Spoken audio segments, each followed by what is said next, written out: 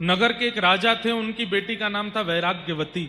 उनका नाम वैराग्यवती इसलिए पड़ा कि जब से उन्होंने बोलना सीखा तब से ही वैराग्य की बातें ही कही, इसलिए उनका नाम वैराग्यवती पड़ गया।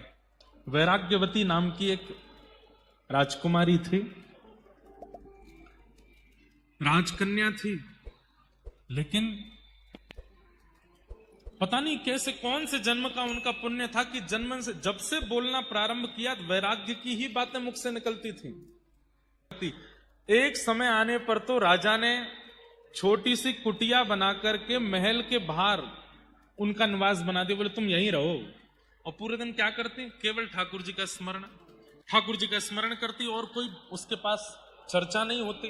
एक दिन अपनी कुटिया में बैठी थी तो एक बार एक चोर आया, ध्यान से सुनिएगा,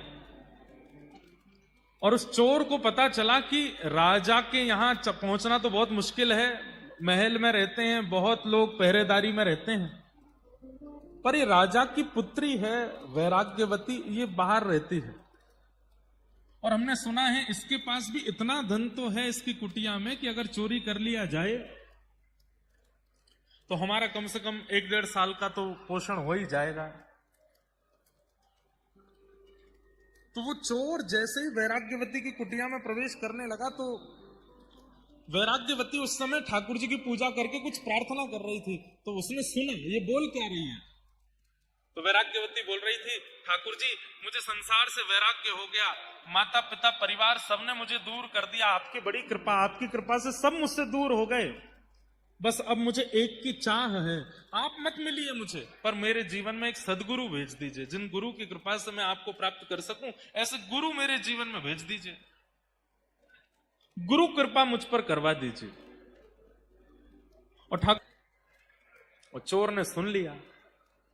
चोर ने मन में विचार किया, ये गुरु खोज रही है, भेष ही तो बदलना है, मैं बन के चला जाता हूं, और उसी समय आपका आना हुआ है तो निश्चित है कि आपको ठाकुर जी ने ही भेजा होगा मेरे गुरु रूप में आने के लिए। आप एक काम कीजिए, जल का पात्र बाद में आप पी लीजिएगा, मुझे दीक्षा दे दीजिए। हाँ, ये काम बढ़िया रहेगा, बैठो। और चोर ने अब उसको जो भी आता था मंत्र वंत्र बोलना, जो उसको राम नाम याद था या जो भी नाम याद था कान में बोल दिया, और गले में एक माला पहना दी, तिलक कर दिया, बोले आज से तुम मेरी शिष्या हो, लाओ अब जल पिलाओ। जलपान कर लिया। जलपान करने के बाद में गुरुजी बोले बेटा ये सब नीचे रख दो, रख दिया गुरुदेव, आज्ञा करो, पेड़ के पास खड़ी हो जाओ। पेड़ के पास खड़ी हो गई, एक बड़ी रस्सी लेकर के आए वो चोर, और उस रस्सी से वैराग्यवती को बांध दिया और कहा अब तुम्हारी असली दीक्षा हो रही है, क्या करना होगा गुरुदेव?